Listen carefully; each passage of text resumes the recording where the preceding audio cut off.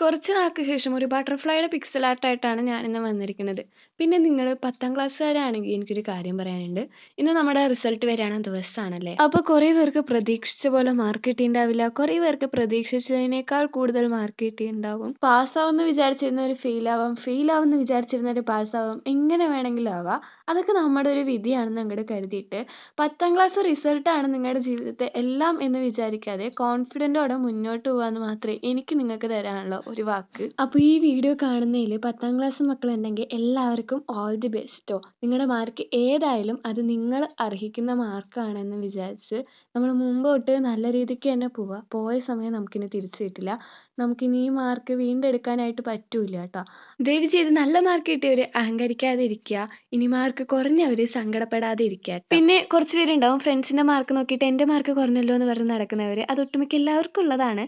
പക്ഷെ അതൊക്കെ നോക്കുന്നതൊക്കെ ഓക്കെയാണ്. ഒരുപാട് അങ്ങോട്ട് തലയിൽ കയറ്റി വെക്കാതിരുന്നാൽ മതി കേട്ടോ.